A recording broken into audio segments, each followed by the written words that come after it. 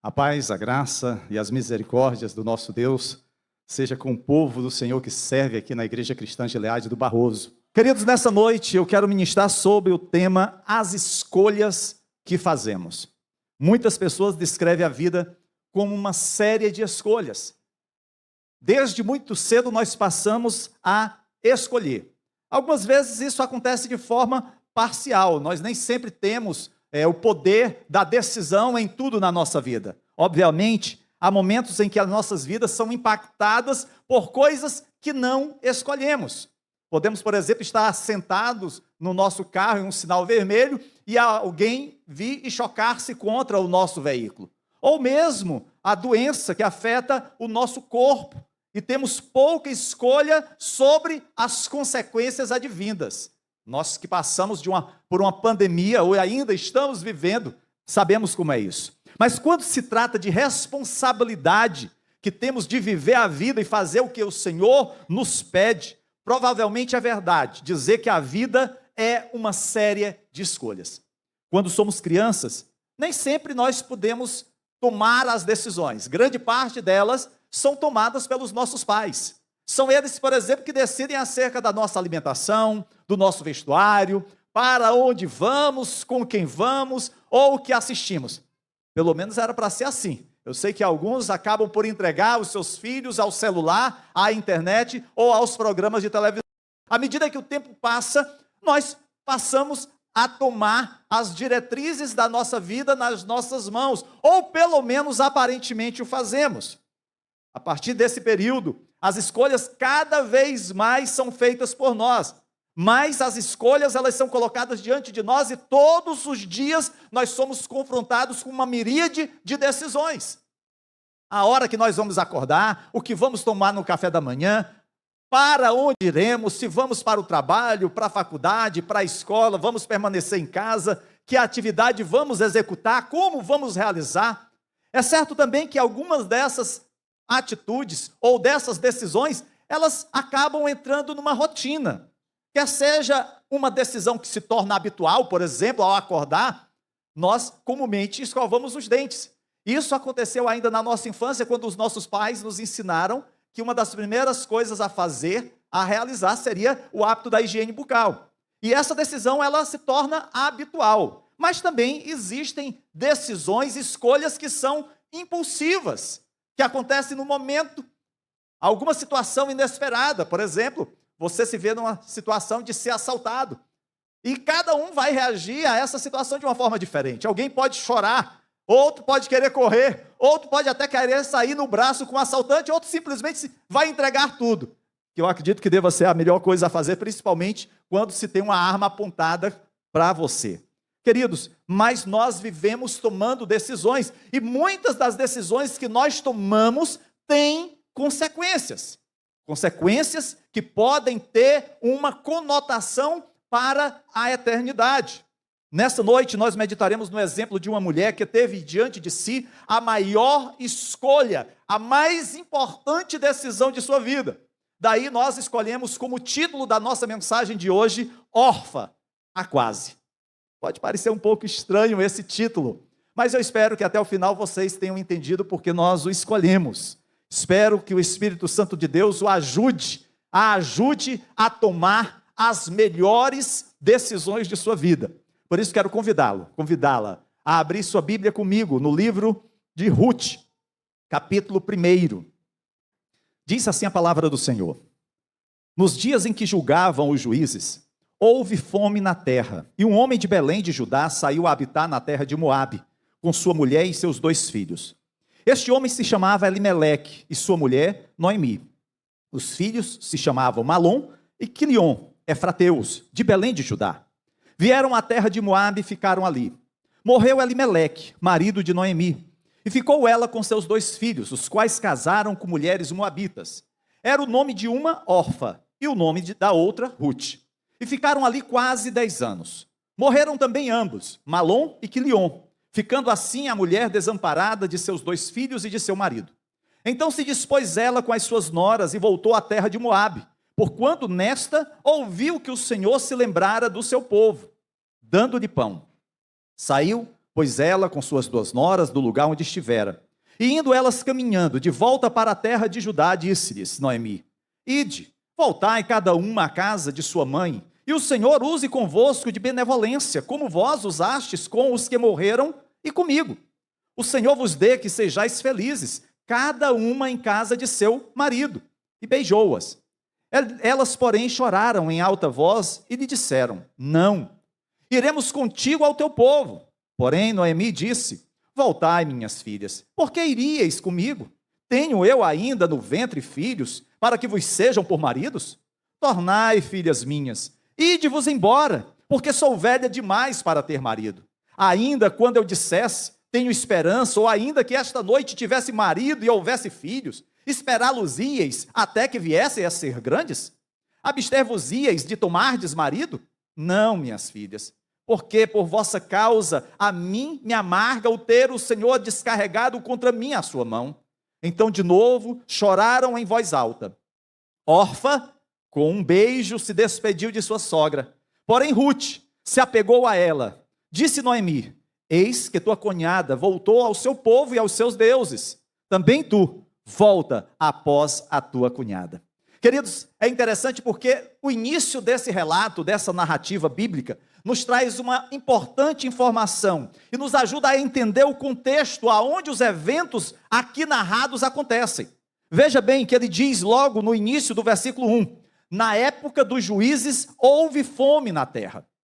É importante a gente perceber que quando a narrativa fala aqui na época dos juízes, se reporta exatamente ao período que está descrito no livro de Juízes, um período muito difícil e muito turbulento na história de Israel. Como nós sabemos, ainda não havia reis no povo de Israel. Deus então levantava homens e também levantou uma mulher, que foi Débora, para dirigir e unificar as tribos de Israel. Porém, foi um tempo de altos e baixos.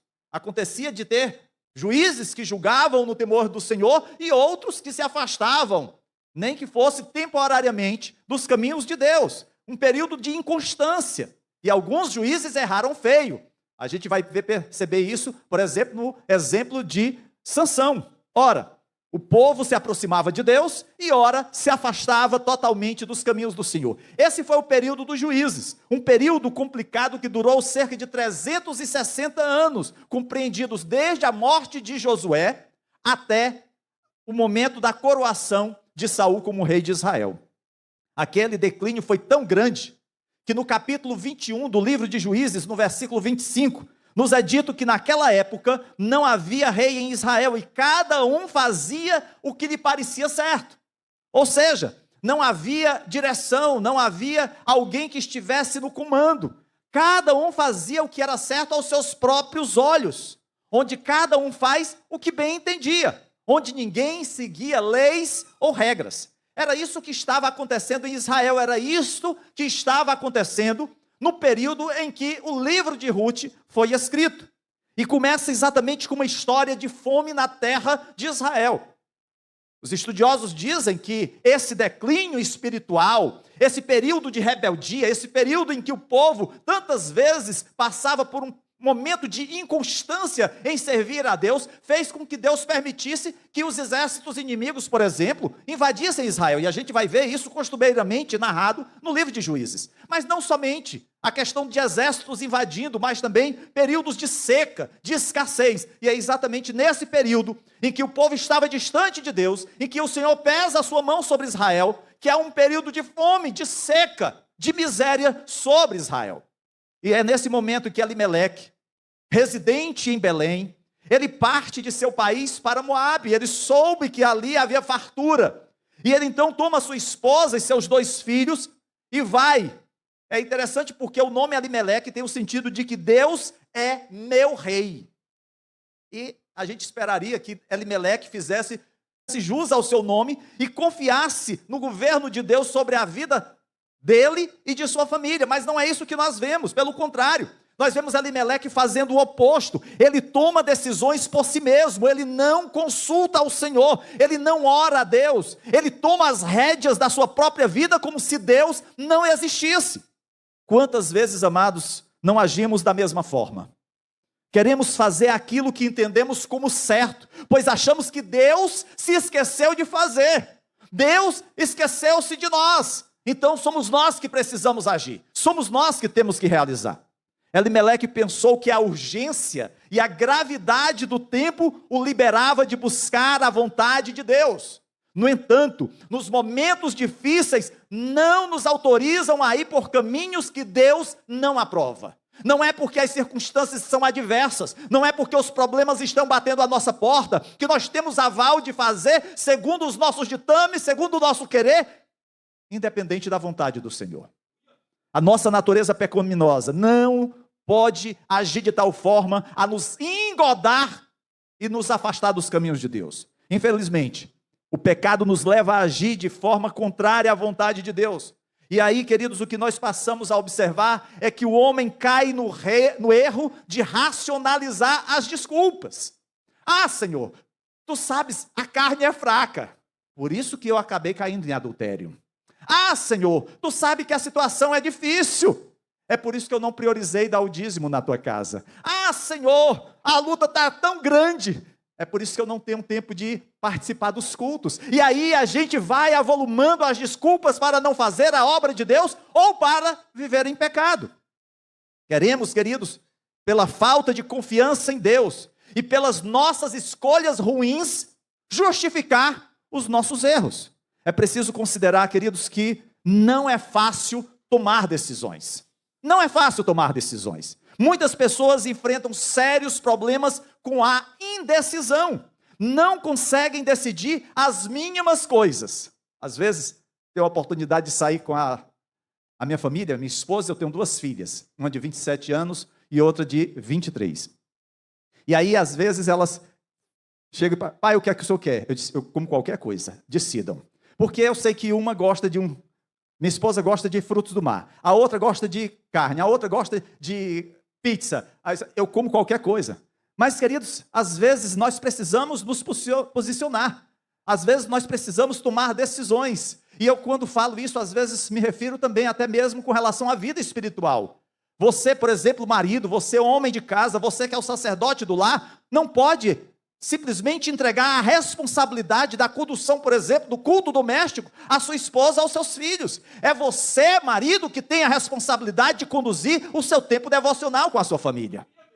Precisamos entender, amados, que na nossa vida nós temos decisões a serem tomadas, decisões que podem mudar a nossa eternidade. E se você que está nos visitando, você que está nos acompanhando no canal no YouTube, ainda não tomou a decisão por Cristo, eu quero te dizer nessa noite que essa é a maior e mais importante decisão que você precisa tomar. Não pode ser adiada. Não pode ser deixada para depois. Embora creiamos que Deus é capaz de nos mostrar qual a decisão certa a tomar, eu sei que alguns ficam como que esperando que Deus mande um anjo e diga, olha, você pode vender o teu carro, esse carro aí você pode vender porque eu vou te dar um carro melhor do que esse. Tem pessoas que esperam que o Senhor mande um anjo para dizer se ele deve casar ou não, já vem enrolando a menina há 10 anos, né? E aí, Senhor, só casa se tu mandar o anjo.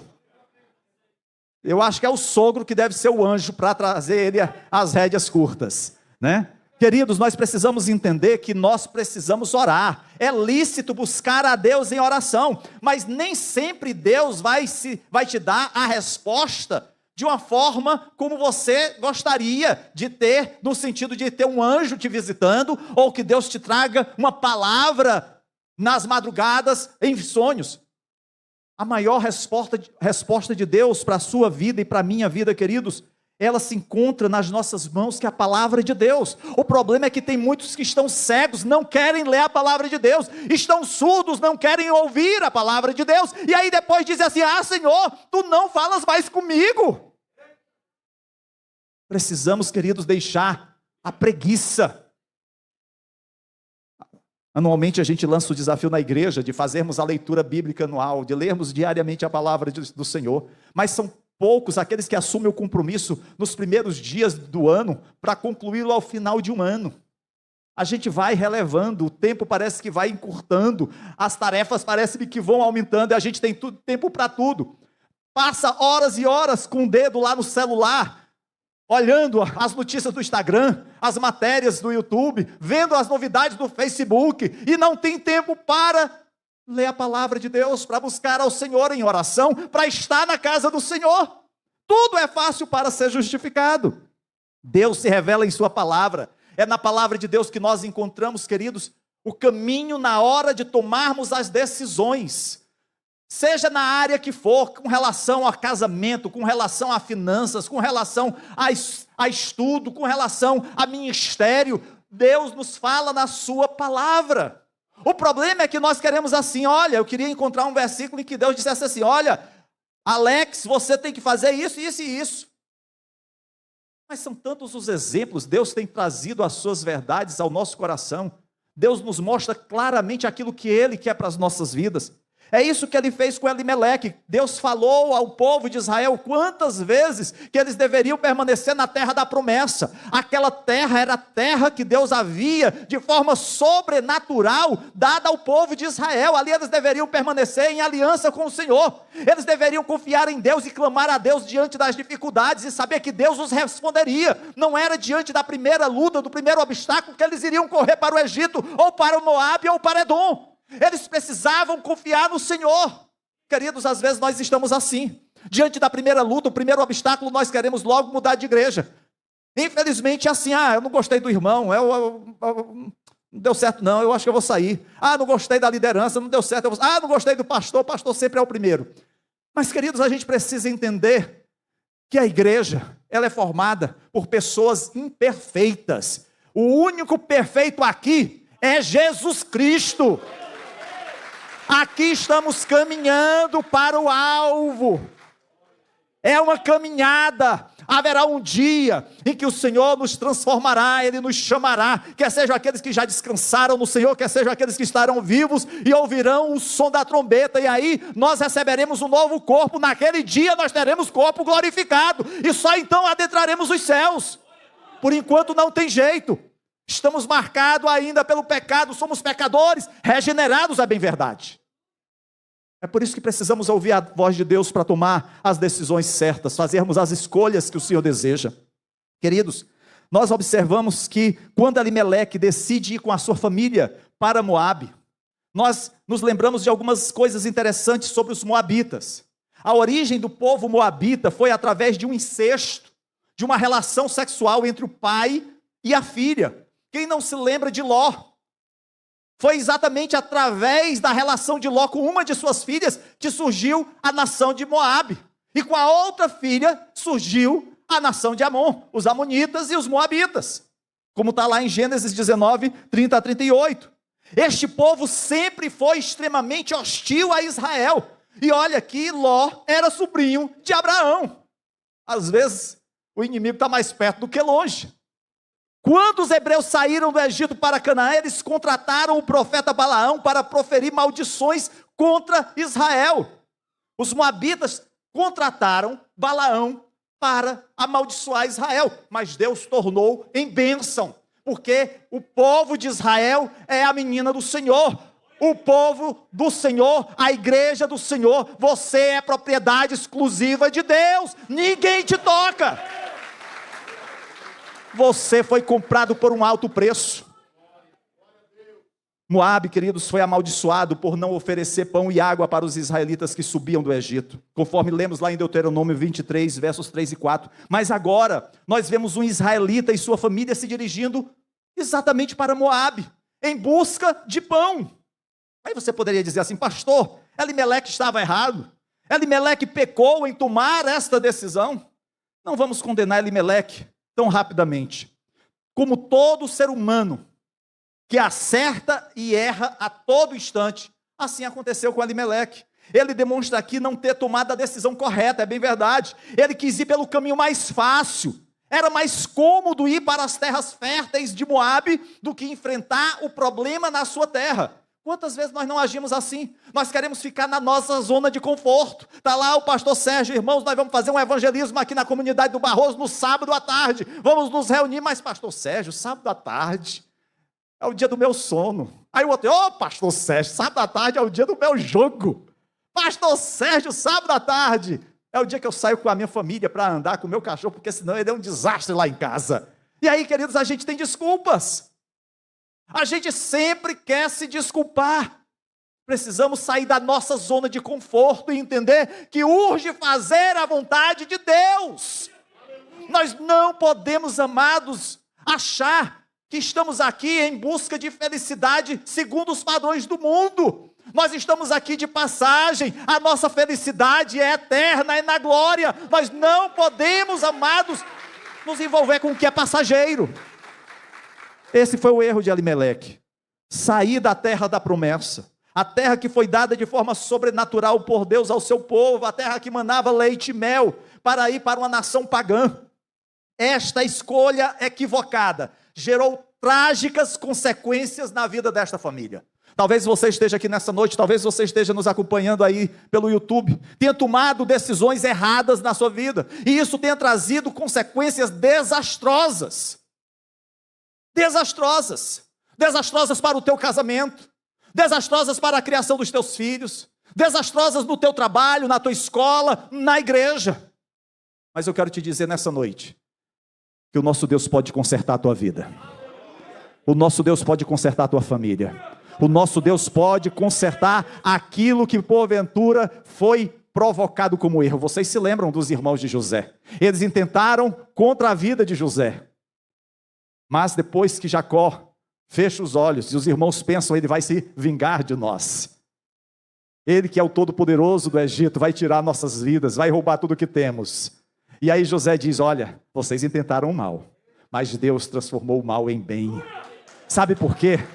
Lá em Romanos 8:28 diz, Deus age em todas as coisas, para o bem daqueles que o amam, segundo os seus propósitos. É segundo os propósitos de Deus, para aqueles que o amam. Você ama o Senhor? Saiba que Deus tem o melhor para a sua vida. Queridos, Elimeleque fugiu da fome e da sombra da morte em Israel, buscando a fartura de Moabe. Mas em Moabe, ele alcançou a morte. Sua esposa e filhos permaneceram em Moabe. Casam-se com mulheres fora da família da aliança, fora de Israel. Se colocam em um jugo desigual, desobedecendo a lei de Deus, e foi isso que aconteceu. Malom casou-se com Ruth e Quilion casou-se com Orfa. Duas mulheres moabitas. Aquele infame ditado popular que diz que desgraça pouca é bobagem, se faz presente nessa história. Se a situação de Noemi já era difícil com a morte do seu marido, ela ainda vai ficar pior. Porque no versículo 5 lemos que morreram também Malom e Quilion. E Noemi ficou sozinha, sem os dois filhos e sem o seu marido. Ou seja, não havia quem colocasse o mantimento dentro de casa. As mulheres não podiam trabalhar, quem levava o pão era o pai de família. Aquela situação era desesperadora. 3 enlutadas, 3 mulheres, pobres, viúvas, tomam a decisão, retornar a Israel. Noemi fica sabendo que Deus tinha visitado a nação. As noras, então, de Noemi, Ruth e Orfa, a acompanham pelo caminho. Elas também queriam entrar e residir na terra de Israel. Ao longo de todo aquele período, elas conviveram com Noemi. Elas tiveram conhecimento de tudo que Deus havia feito ao povo de Israel ao longo dos anos. Certamente, Quilion e Malom devem ter falado acerca da mão de Deus pesando sobre os egípcios, libertando o povo da escravidão. Certamente elas devem ter ouvido como o povo entrou na terra prometida, no braço forte de Josué, vencendo os gigantes daquela terra. E elas talvez, por um momento, devem ter pensado, vamos voltar com Noemi para a terra de Israel, para a terra da promessa. Queridos, aquelas mulheres, elas naquele momento, elas se sentiram unidas a Noemi por um batismo de lágrimas, porque estavam sofrendo, estavam levando sobre o seu próprio corpo a dor da perda. No fogo da provação, as suas afeições foram forjadas. Juntas, elas estavam tão agradavelmente unidas que você dificilmente pode imaginar separadas. No entanto, uma linha fatal é traçada, dividindo-as uma das outras, para sempre. Noemi não pode continuar vivendo em Moabe, uma terra pagã. Ela deve ir para Belém, para que ali entre os piedosos, entre o povo de Deus, entre o povo da aliança, ela possa voltar a adorar ao verdadeiro Deus. Foi a compaixão por Noemi, em sua viuvez e dor, que levou as suas duas noras, Ruth e Orfa, a tomarem a direção de Belém. Entretanto, Noemi tenta dissuadi-las. Inicialmente, aquelas duas jovens se mantêm firmes. Noemi procura desencorajá-las. Olha, nós não temos futuro em Israel. O que nos aguarda pode ser uma coisa difícil, desconhecida. Vocês estão na terra de vocês. Voltem para a casa dos pais de vocês. Quem sabe vocês não conseguem novo matrimônio, constituir uma nova família. Nos é dito que aquelas duas jovens choraram, porque elas estavam apegadas a Noemi. E mais uma vez, elas permanecem firmes no seu propósito, mas Noemi, uma segunda vez, procura dissuadi-las, desestimulá-las. Nesse momento, a gente vê que Orfa desiste. Orfa abdica de ir com Noemi e volta para a casa dos seus pais, volta para os seus deuses, enquanto que Ruth continua. E nós sabemos o que acontece no restante da história.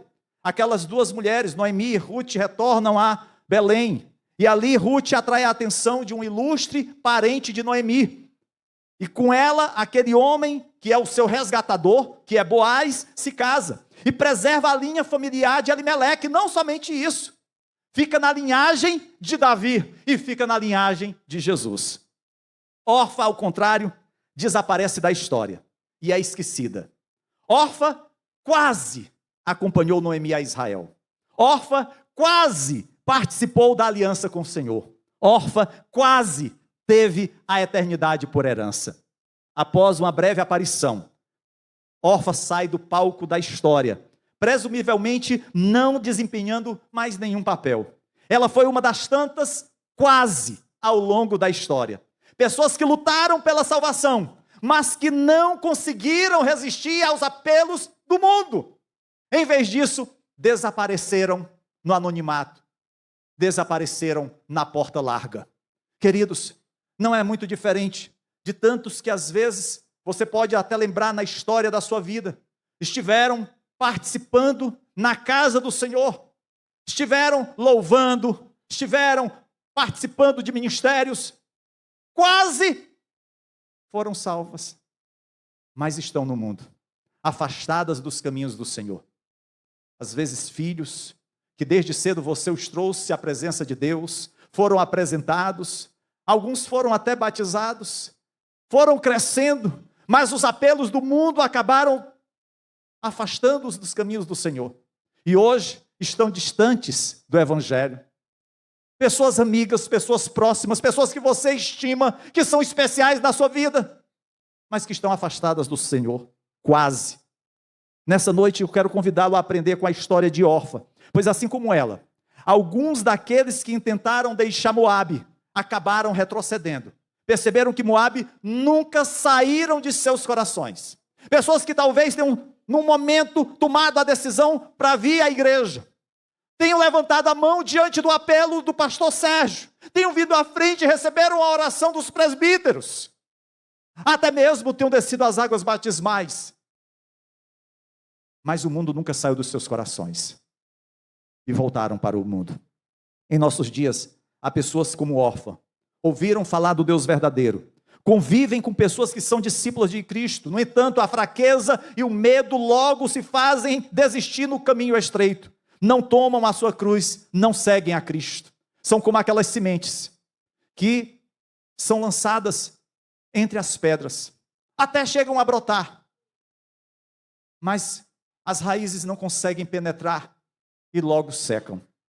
Essa realidade, queridos, acompanha a igreja desde os seus primeiros dias, quando muitos dos que se tornaram seguidores, discípulos de Jesus, fugiram, desistiram com o início das perseguições. Todavia, a graça muitas vezes toma conta do coração mais duro e do caráter mais desagradável e o transforma num verdadeiro discípulo de Cristo. E eu sou o exemplo disso.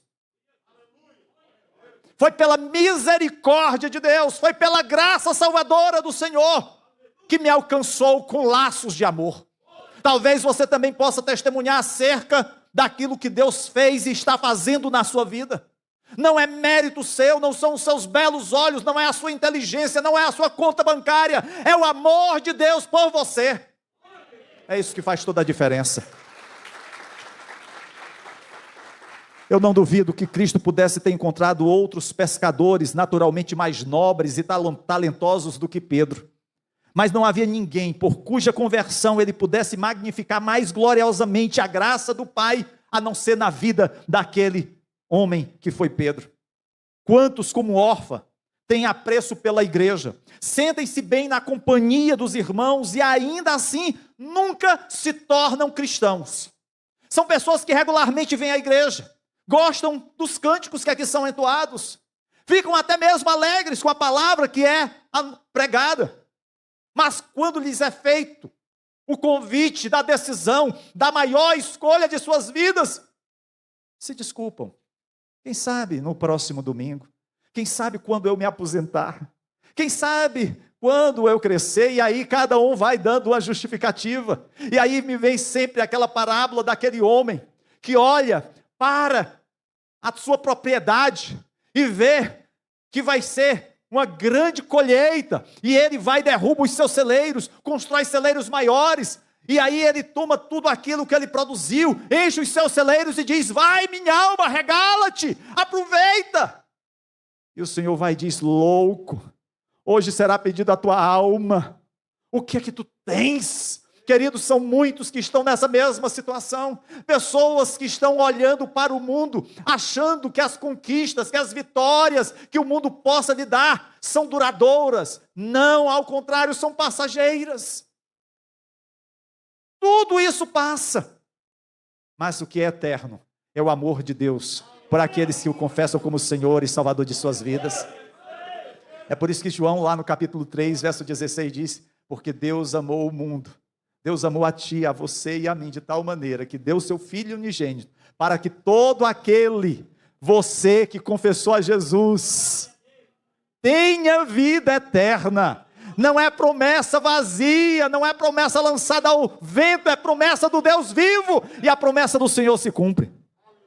Queridos, quantos, como órfã, estão vivendo essa situação, sabem chorar, mas não sabem orar. A sua delicadeza de sentimentos leva às amizades do mundo, mas não à comunhão com Deus. Podem amar a todos, menos a Jesus, que é totalmente adorável. Todas as outras tristezas rasgam o seu coração, mas eles não são tocados pelas aflições de um Cristo que na cruz se ofereceu por amor a eles. As boas notícias os enchem de entusiasmo, mas as boas novas de salvação, de alegria, não agitam a sua alma. Vivem ansiosos para fazer o que é certo, o que é politicamente correto, mas roubam a Deus não sendo fiéis, agradecidos pelos menores favores, mas não voltam para aquele que arrancou a última gota de sangue de seu coração para livrá-los de descer a cova. Quem não se lembra quantas vezes Deus, o Senhor Jesus, não realizou curas, e alguns simplesmente não retornavam para agradecer. Mas, queridos, por estes que voltam, por esses que percebem o grande amor de Deus, por esses que tomam a escolha, a maior decisão de suas vidas, é que Deus faz-nos presente em todos os momentos da nossa vida. É por isso que nós podemos dizer como salmista: ainda que eu ande pelo vale da sombra da morte, é o Senhor que está conosco. A sua vara é o Senhor que nos puxa a sua presença quando estamos prestes a despencar no desfiladeiro. É o Senhor que cuida, que cura as nossas feridas quando estamos marcados pelas pedras pontiagudas. Queridos, a história de órfã me impressiona com a verdade de que há muitos que começam bem, mas depois de um tempo mudam de ideia e voltam atrás. Quando essas 3 mulheres enlutadas partiram de sua casa em Moabe, havia tanto probabilidade de órfã quanto de Ruth chegar a Israel. Mas, enquanto Ruth continua na jornada acompanhando a sua sogra Noemi, órfã, depois de um tempo, ficou desanimada e voltou atrás. Essa é a história de muitas vidas.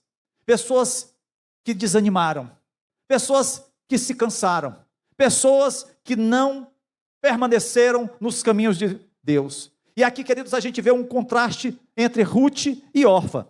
Todavia, é preciso entender que havia coisas muito incomuns entre elas. Ambas eram mulheres moabitas. Tinham outros deuses antes de conhecer a família de Elimeleque. Ambas estavam relacionadas com Noemi da mesma maneira. Noemi era sua sogra. Ambas, pelo menos inicialmente, estavam comprometidas a ficar com Noemi. As duas tomaram a decisão de ir para Israel com Noemi. Estavam viajando com ela, se dirigindo à terra da promessa. Ambas as mulheres inicialmente se recusaram a atender à exortação de Noemi para que retornassem à casa de seus pais e aos seus deuses. Porém, a semelhança termina aí.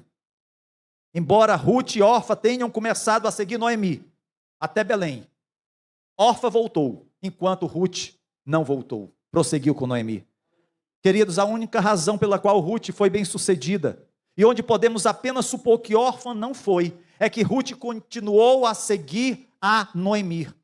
Queridos, sabe qual é a diferença entre aqueles que são bem-sucedidos, e aqui bem-sucedidos eu não estou dizendo aqueles que ganham dinheiro na Bolsa de Valores, bem-sucedidos eu não estou dizendo aqueles que têm milhares de seguidores nas redes sociais, bem-sucedidos eu estou dizendo aqueles que têm a segurança da eternidade na presença de Deus, e o que nos faz ter a segurança da eternidade na presença do Senhor é Jesus Cristo.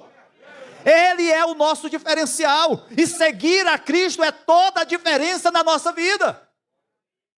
Não adianta ganhar o mundo inteiro e perder a nossa alma. É por isso que, pais, a maior herança que vocês dão aos seus filhos não é uma boa escola, isso é bom. A melhor herança não é vocês fazerem um futuro abrindo uma conta de poupança, uma conta bancária onde vocês possam estar depositando ali uma renda para elas, isso é muito bom. Mas a maior de todas as heranças é ensinar a criança no caminho em que ela deve andar, para que quando envelhecer, não venha a se desviar dele. Não entregue a educação do seu filho ao celular, não entregue a educação do seu filho à televisão. Orfa voltou para o seu povo e para o seu Deus, enquanto que Ruth os abandonou. Orfa escolheu retornar ao que lhe era familiar e confortável para ela, ao invés de enfrentar o desconhecido, como fez Ruth. Ruth não sabia o que lhe aguardava em Israel. Ruth nem conhecia Belém. Ruth apenas ouvira falar pela sua sogra, pelo seu marido, acerca daquela terra, daquele povo, daquele Deus. Mas ela preferiu seguir aqueles com quem ela tinha um grau de aliança, uma nova aliança, do que voltar para o passado, para os seus deuses queridos. Ruth abandonou todas essas coisas, ela deu um passo de fé. Tem pessoas, amados, que diante da primeira dificuldade já pensam em retroceder, já pensam em abandonar a igreja, abandonar a Cristo. Orfa voltou para os deuses demoníacos do seu povo, de volta ao seu antigo modo de vida e de volta a uma eternidade perdida. Orfa retrata para nós todos aqueles cujas almas foram já despertadas pelo Evangelho em algum momento, mas que nunca foram realmente salvas. Gostaram do movimento, achavam bonito estar na igreja, mas não havia salvação, não havia mudança. Talvez haja alguém que você conhece, que se apresentou para seguir a Cristo, que desejou partir para a Canaã celestial, mas teve dúvidas. E como órfão parou, voltou para a velha vida, para os velhos deuses, para a velha religião, para os velhos companheiros. Essas pessoas, queridos, estão tão perdidas quanto aqueles que nunca estiveram entre nós. Ainda mais porque uma vez, como diz lá em Hebreus no capítulo 6, foram iluminadas, provaram o dom celestial, foram participantes da obra de convicção do Espírito Santo, provaram da boa palavra de Deus e dos poderes do mundo vindouro. Como poderão essas pessoas retornar à casa de Deus? Queridos, a palavra do Senhor diz lá em Atos, capítulo 8, verso 21, quando Pedro, sendo confrontado por Simão, o mágico, que queria receber os dons espirituais, pagando a Pedro que lhe concedesse aquele talento, Pedro disse: você não tem parte nem direito algum neste ministério, porque o seu coração não é reto diante de Deus. O Espírito Santo, querido, solenemente diz que será impossível que essas pessoas serem renovadas ao arrependimento, porque crucificaram o Filho de Deus novamente e o colocaram em desonra pública. Orfa voltou para Moabe. Orfa se separou não apenas de Noemi e Ruth, mas do único Deus verdadeiro. Quando alguns que estão entre nós saem do nosso meio, eles não saem apenas da instituição religiosa, Igreja Gileade. Eles não saem apenas do ambiente de adoração a Deus, eles não saem apenas da comunhão dos santos, eles saem da presença do Todo-Poderoso. Orfa teve o seu nome apagado do livro, não apenas do livro da vida, mas seu nome não é mais encontrado nas Sagradas Escrituras. Ela entra na obscuridade. Queridos, o Calvário foi decretado naquela estrada em que seguiam aquelas 3 mulheres. Do lado de Noemi, uma mulher entrou em uma vida abundante e a outra recuou para a escuridão e o desespero. Quem não se lembra? No momento da crucificação de Jesus, volta-se para o Senhor e diz: lembra-te de mim quando entrares no teu reino. Ainda hoje estarás comigo no paraíso, foi a resposta de Jesus. E o outro xingava, zombava e mergulhou na escuridão do inferno. Queridos, essa é a realidade de muitos. Há alguns, queridos, que estão brincando com a eternidade, achando que há tempo para tomar uma decisão. Urge que você tome essa decisão hoje. Do lado de Jesus, um foi para o paraíso e o outro para a perdição. Queridos, Deus havia lidado com Noemi aparentemente com amargura. A gente sabe o sofrimento que ela passou, pelo menos em um curto prazo. Talvez alguém diga: tudo foi devido ao pecado de Alimeleque por ter deixado Israel para vir para Moabe. Outros dirão: não, o problema foram os filhos de Alimeleque, os filhos de Noemi, que se casaram com mulheres gentias, deixaram a aliança do Senhor. Talvez sim, mas não necessariamente. O Salmo 34, verso 19 diz que muitas são as aflições do justo, mas o Senhor o livra de todos. Noemi estava passando por aflições, é bem verdade. Noemi estava sofrendo, é verdade. Mas a palavra de Deus diz que a si mesmo o Senhor livra os seus. Eu não sei as dores, as lutas, os problemas que você está enfrentando, seja na área afetiva, na área profissional, na área acadêmica, na saúde. Mas eu quero te dizer que o mesmo Deus que um dia te alcançou com o seu perdão, é o mesmo Deus que está contigo todos os dias, todos os momentos. Ele não te desampara. Ele é o teu socorro. Por mais difícil que sejam os caminhos que você esteja trilhando, isto não significa que Deus te abandonou, ou que esteja distante de você. Quando se trata do Senhor, há sempre uma esperança. Deus, queridos, reina em todos os assuntos dos homens e não apenas a sua providência, às vezes é difícil de ser entendida e aceita, mas em todas as suas obras, seus propósitos para o bem e para a felicidade do seu povo podem ser percebidas, podem ser vistas. É isso que a gente vê ao longo da história. Quantos tentaram calar a igreja? O Império Romano procurou fazer isso, os judeus no período da perseguição inicial do mesmo jeito. Depois a gente vai ver isso acontecendo através da igreja oficial do Estado, no período da Idade Média. E até mesmo entre as brigas entre os protestantes a gente viu isso, mas Deus sempre preservou o seu povo, guardou a sua igreja. Quantos tentaram destruir a palavra de Deus? Reinos procuraram fazer isso, mas foram destroçados, esquecidos e nem mais existem. Mas a palavra de Deus permanece. O reino de Deus permanece para todos sempre. É como aquela pedra que Daniel viu sair rolando e destruindo os reinos. Queridos, precisamos entender que Deus está se movendo silenciosamente, até mesmo nas tragédias, de uma forma a trazer bênção na sua vida. Podemos não entender, podemos até nem aceitar, como Noemi não aceitou, e disse que mudava o seu nome agora para Mara, por causa da amargura do seu coração.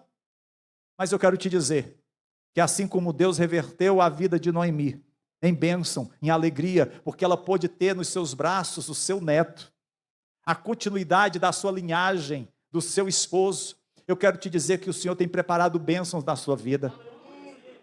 Você precisa tomar a decisão certa, não a decisão que Orfa tomou, de voltar para trás, de voltar para os deuses do passado, de voltar para os erros do passado. Você tem que olhar para frente, você tem que contemplar o futuro, você tem que olhar para as bênçãos do Senhor para a tua vida.